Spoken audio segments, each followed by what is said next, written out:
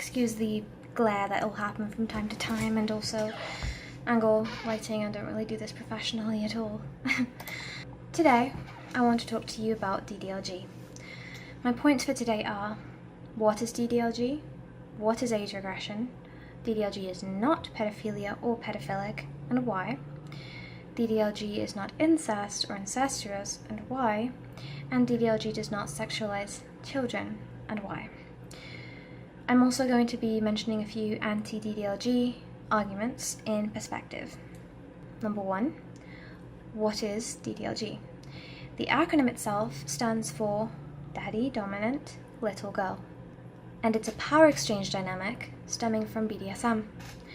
DDLG has several variants, and the most common ones are MDLB, Mummy Dom Little Boy, MDLG, Mummy Dom Little Girl, DDLB, Daddy Dom Little Boy, and also CGL, which is the gender-neutral term that also works as an umbrella term for all these other subsets, including DDLG.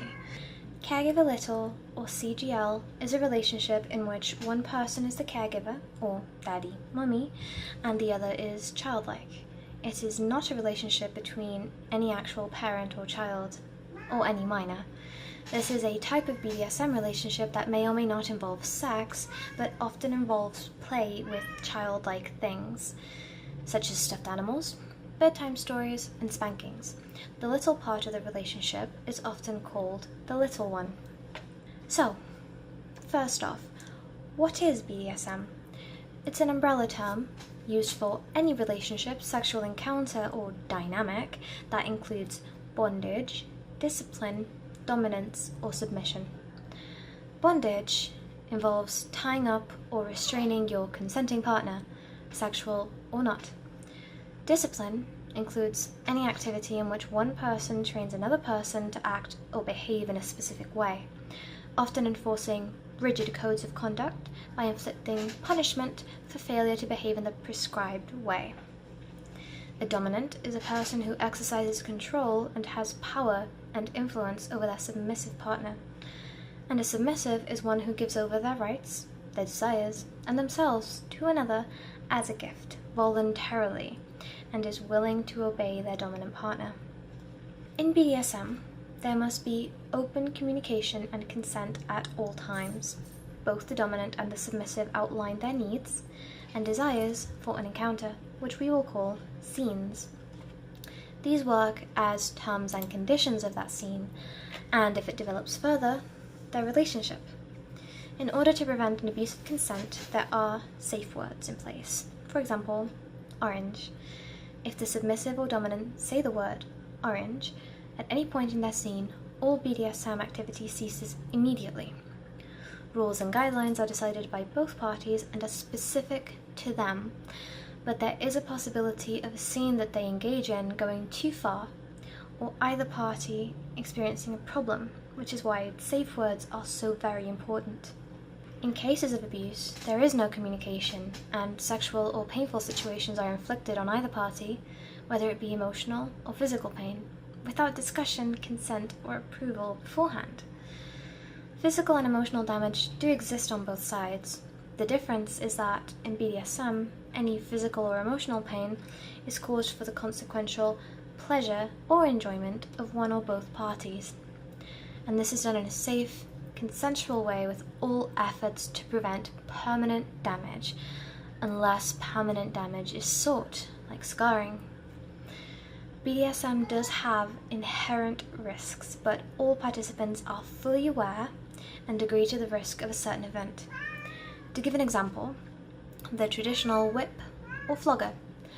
Many BDSM participants derive immense amounts of pleasure from being whipped, and while many do not want to be scarred, sometimes it does happen in intense scenes. Trust is absolutely necessary in a BDSM relationship. Trust that the dominant and the submissive will uphold the terms and conditions of their relationship to the best of their ability, and always respect the safe word. In an abusive relationship, trust does not exist, creating a sense of fear toward a partner's potential actions. Respect is also necessary in a BDSM relationship. Respecting boundaries, rather than pushing someone into a situation they are uncomfortable with. Manipulating someone into trying something they do not want to do or are perhaps not ready to do yet. Some dominants do abuse their position of power via manipulation, ignoring boundaries, or gaslighting their submissives, and this is when a BDSM dynamic turns into abuse.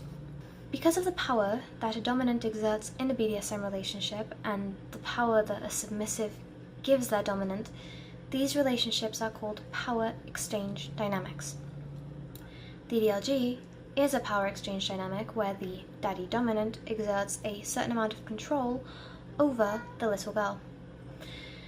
It's very common in DDLG relationships for the dominant to remind a little to eat, drink water, take the meds, and if they're in person, to feed them, give them water, and give them their medication. Also, reading them bedtime stories is a very common practice. It's also common for a daddy to punish the little when they break a rule, for example, no gaming after 5 p.m. Punishments and rules are unique to every relationship, and some don't even have them. Examples of punishment are spanking, orgasm denial, confiscating toys, or suspending internet privileges. All of these activities are done for the sake of each party's enjoyment or benefit. Many littles find a special kind of safety and security in seeing their partner as their father figure. It makes them feel safe, secure, and cared for, maybe because they weren't cared for properly at a different stage in their lives. Meanwhile, many daddies have a natural urge to care for and nurture their partners because they view them as someone who needs help, guidance, a reliable safety net, and to make their lives easier, better, more enjoyable. DDLG relationships, when done right, with people who truly care for one another, are extremely loving and rewarding, and allows both parties to explore an emotional vulnerability that they otherwise wouldn't be able to do. As with any BDSM dynamic, a DDLG relationship can become an abusive one. For example, the daddy refuses to feed his little or denies the little permission to eat or drink. The daddy refuses to speak to his little, ignoring them as a punishment. This causes severe damage in a submissive headspace. The daddy doesn't allow their little to communicate with friends and family. Isolation is a very common gaslighting technique. The little girl refuses to communicate her needs and causes unnecessary worry or stress to her daddy. The little girl breaks her rules in secret, also breaking trust with her dominant.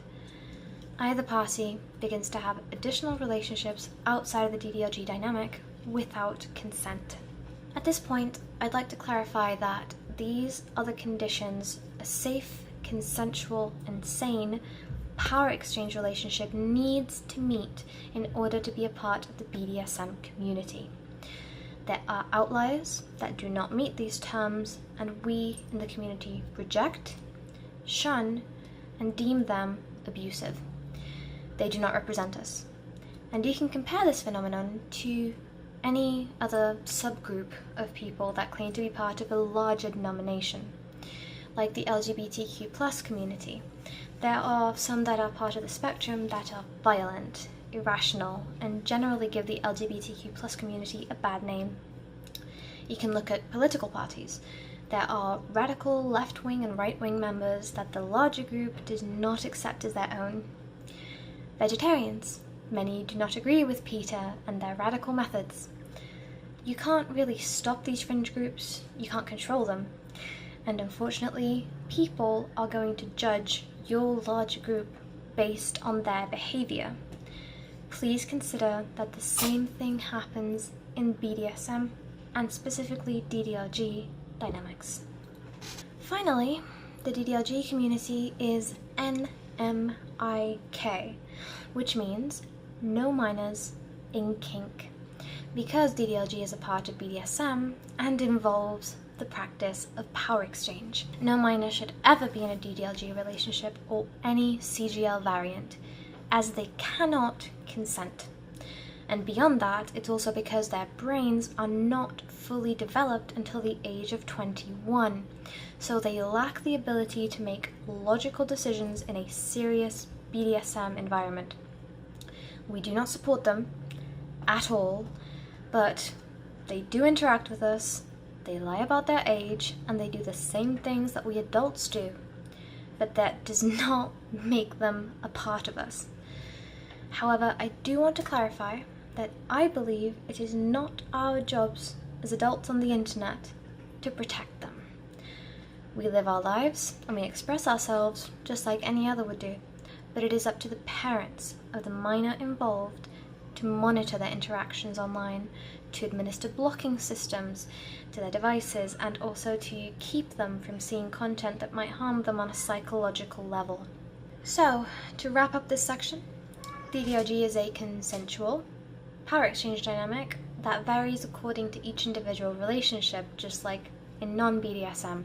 Every relationship is its own world, but anyone who calls themselves DDLG must be NMIK, only involve participants over the age of 18, and uphold the key elements of BDSM, which are communication, consent, trust, and respect.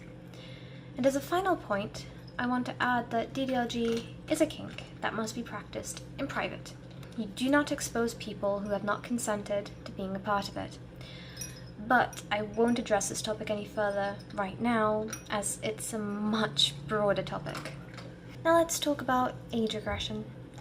Age regression is a medical term as well as a technique practiced by many within the DDLG community. Age regression in therapy is a technique in a psychotherapeutic process that facilitates access to childhood memories, thoughts, and feelings.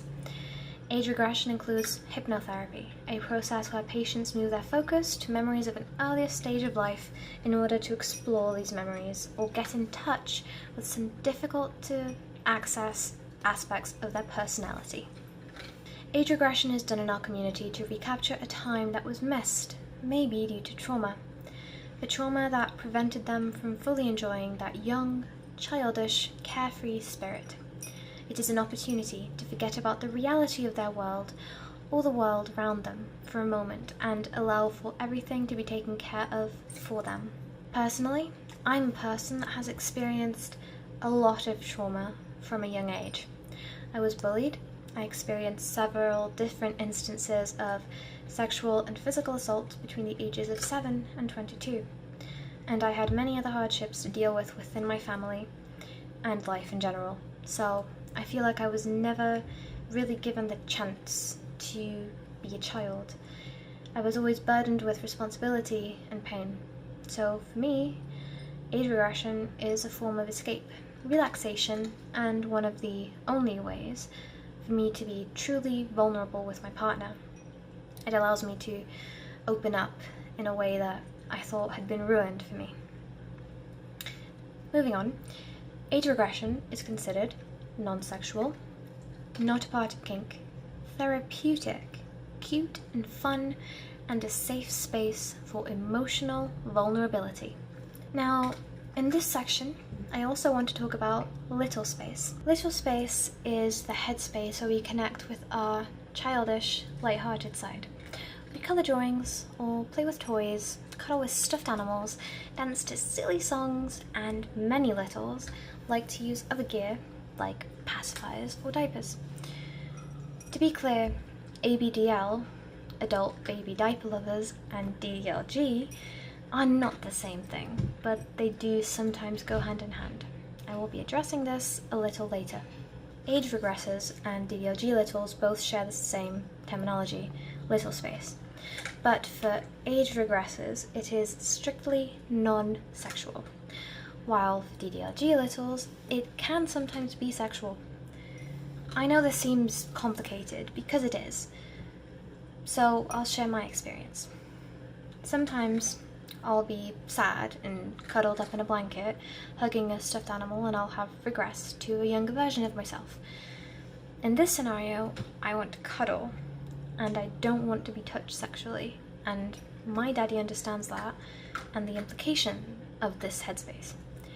Other times I feel small and playful and I want to tease my daddy, and I want to be a total brat so that he'll and I want to be a total brat and break my rules so that he'll punish me, and eventually that does tend to devolve into sex. I'll speak more on the nature of that sex later on, however. So, in conclusion, littles of all kinds regress, but age regression is non-sexual, while little space can be sexual. I know the terminology is a little bit much, but that's the general consensus that we seem to have arrived at. DDLG is not pedophilia, it's not pedophilic, and why? As we've established before, DDLG is a power exchange dynamic between two consenting adults that enter a BDSM relationship with specific terms and conditions that may or may not be sexual. Pedophilia is a psychiatric disorder wherein an individual is attracted to a minor, usually of the age of 13 or younger. Now, I would like you to take a minute and think about the implications of this. Think about the trauma. Think about the pain and the seriousness of this topic. The violation of minors who cannot consent. Think about what they have to go through. Think about what it is. Rape. Someone has had their trust, their person, their body, and their mind violated by another human being. That causes immense amounts of mental and physical pain. And more often than not, the victims of these atrocious acts are scarred for life. When you compare a kink or a dynamic between two consenting adults to rape, it detracts from the seriousness of pedophilia. We adults who play these roles are not being violated to any degree. We're not violating anyone. It's role play, just like you see in porn all the time. No one is being hurt, and these activities are done in private, as every BDSM kink should be. Comparing an age play dynamic, like DDLG, to the rape of a minor is disrespectful and makes a mockery of those victims. And I speak both as a victim and as a member of DDLG. For most, it's not even an age kink. It's not about thinking that the other is a different age, it's the things that go along with it. The cute clothes, the sweet and innocent demeanor, but nothing about it involves attraction to a child or anyone who is an actual minor. I'll speak more about this in a different section. So, now, the subject carries over into the next topic, which is number 4. DDLG is not an incest kink. And why? Many people automatically assume that because the word daddy is in DDLG, it automatically makes this an incestuous relationship. As we clarified earlier, CGL, and any variation thereof, is not a relationship between an actual parent and child or a minor. For those in our community, daddy is a father figure, a model. He occupies a role in our lives that hasn't been filled or wasn't filled properly. He cares for us more than a vanilla partner ever would, or maybe even could. He gives us a special type of love, and in many cases sex. And if you break down any kink, you're going to find something that's naughty or seems inappropriate. But the word daddy is still dirty, right? Well, saying that a consensual roleplay between a childlike partner and a father-like partner, both over the age of 18, is immoral, wrong, or makes a mockery of those types of relationships is absolutely ridiculous. To draw a direct comparison, another type of power exchange that is very prevalent in the BDSM community is the master-slave dynamic. It's become a sort of poster child for the BDSM community. Does this dynamic make a mockery of slavery? No. There are simply consensual elements within these relationships that mirror slavery, which is why we use the same terminology. But no one is actually being enslaved, and no one means to mock what is a real, crime against humanity, slavery. Again, this also detracts from the seriousness of what actually happened. And now we come to the physical elements of DDLG. Number 5. DDLG does not sexualize children. And why? Littles in the DDLG community dress in a childlike way. Cute clothes, frilly socks, onesies, kigurumis, and many other cute childish attire. They also use different toys and gear. Rattles, pacifiers, diapers, stuffed animals, just to name a few of the most common ones. These elements are commonly associated with a younger age group. That's true. However, it's similar to saying that boys shouldn't play with dolls or girls shouldn't play sports. An arbitrary system decided that these elements are strictly for childlike individuals, and the same system decided that there's a cutoff age where you simply stop enjoying these things. Why do we have to stop acting a certain way or using certain things if it makes us happy?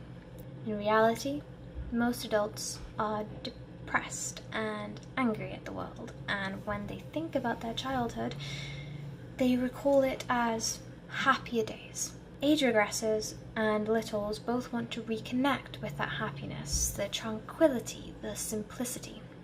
Childish gear and toys, and even acting like a child, is simply a way to reconnect to that headspace and escape from the responsibilities and worries of being an adult, even if it's just for a short moment. When we regress and act childish, we're not thinking about children or trying to mimic them. We're just embracing a simpler mindset of happiness. And as adults, some of us also enjoy having sex, so these can end up crossing over.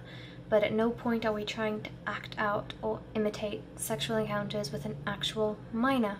And for our caregivers, it's not about imagining having sex with a minor either. It's about having sex with a fully grown, fully developed person who is in that simple, happy headspace. It's about finding their adult partner cute and innocent and piling on more happiness on top of what they've already been experiencing. It's as simple as that. Now we come to the final part, anti-DDLG arguments given perspective. Now, here are some examples of arguments made against DDLG groups specifically. I will be answering every point with arguments already mentioned in this video. DDLG romanticizes incest because people in the DDLG community claim a dom is supposed to treat a little like their own child. As we said before, it's not about imagining the little as a child or treating them like a child. It's meeting their needs when they're in a headspace that is childlike. Their ability to act that way is within them. They don't draw from children that they see on the street. They draw from their own personal experience and their desire, as well as their own inner child that simply refused to grow up, but they're still an adult. DDLG sexualizes children because the name is literally daddy dom, little girl. Because the little is age regressed, they act like a child, and when the dynamic is sexual, it becomes role-playing child abuse, child rape. Not to mention, DDLG is inherently sexual due to its roots in BDSM. Yes, those are the titles of the people participating in this dynamic, but they aren't actually a parent and a minor. We use these terms because our relationship mirrors very specific aspects of the one between a father and daughter, and it's all role play between two consenting adults. To say that it's role-playing child abuse or child rape detracts from the seriousness of the actual violation of a minor. DDLG relationships are not identical to actual father-daughter relationships. In fact, they're much closer than what most would agree a familial relationship should ever be like. DDLG is ableist because littles and daddies throw the word little space around like it's going out of date. Now, where did that term come from? The DID community. I believe they mean dissociative identity disorder, but I'm not exactly sure. They're using the words little and big to relate to little space too. A little is a child alter, the big is the caretaker. Another reason why it's ableist is that they sexualize wearing diapers. If they were using it non-sexually and because the person needs it, it'd be alright. But no, they're doing it for the kink, which ties into sexualizing children. And this part I actually do agree with. Please don't wear diapers for too long. I'm not really into it myself, but just make sure that if you do, you're being safe and clean about it, please, for your own health. So first of all, ABDL, Adult Baby Diaper Lover, is a separate kink from DDLG, Daddy Dominant Little Girl. Some people participate in both. Some people participate in one or the other. Ableist means discrimination in favor of able-bodied people. By using an adult diaper, something that disabled people are forced to do, how is a kinkster affecting them directly? So no discrimination is actually occurring against them. I've actually never ever seen an ABDL person say anything about disabled people at all. So I fail to see a connection here. And as for the child altar, yes, there is an adult that has regressed to a younger age in their mind, but it's still an adult. And it's that adult that's having safe, sane, and consensual sex with another adult. And as we've already said in the previous answer, it's roleplay. As for little space, it's a word that our community uses to refer to a childlike headspace. It's as simple as that. We don't mean to refer to ourselves as medical age regressors or people with dissociative identity disorder. We're simply using a word that seems appropriate for us since we call ourselves littles. Now, I won't be responding to the reblogging one because I'm not on Tumblr very much and it's a different topic. I'll just say this once again relates to some in the community doing something that the rest can't control. So it's not really fair to make a judgment on an entire denomination based on the actions of a few. The DDLG community refuses to acknowledge the pedophiles and abusers in their community, calling them fake daddies and fake littles. Now, as I said in the beginning of the video, DDLG must uphold the key elements of BDSM and remain safe, sane, and consensual, as well as only include participants over the age of 18. By calling them fake, we are openly rejecting them from the community. And that does include calling them out as abusers and pedophiles.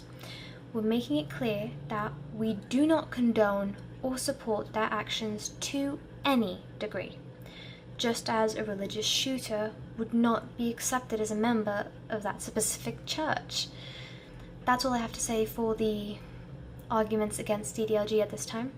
Those who are adamantly against DDLG more than any other kink are being hypocritical and simply kink-shaming us because it is outside of their personal comfort zone. But rather than ignore us and move along, they would rather spend their time trying to stop us from doing what brings us happiness and pleasure. Expressing kinks is the ultimate form of freedom, and it doesn't hurt anybody else when practiced in private, as we established is the only way. Now, kinks are a part of what make us unique, and we shouldn't try to repress that in other people any more than we should try to repress sexual orientation. So yes, sure, you can say that DDLG and the dynamic is dirty, that we shouldn't be role-playing incestuous encounters, but at the end of the day, it's what two consenting adults have decided to do, and there's no real harm in it. And when put into perspective, using the same moral code others use to judge us, specifically, you could judge many normal sexual encounters often seen in porn. Older men with schoolgirls, gangbangs, objectification, knife play, gunplay, they're all wrong in someone's mind to some extent. So what makes DDLG any different, really? The hatred against the community can be compared to religious extremists believing everyone should follow their same moral code. Morality is not a set rule of laws. It's subjective. It fluctuates according to each person, each culture, and each community. And finally, there is so much depth and individuality to the community. No one definition fits everybody. And if you ever have any questions, you should always ask those that you see in the community, as many, like myself, are open to giving insight into their specific world. Anyway, thank you for watching. I'm Ella. Bye-bye.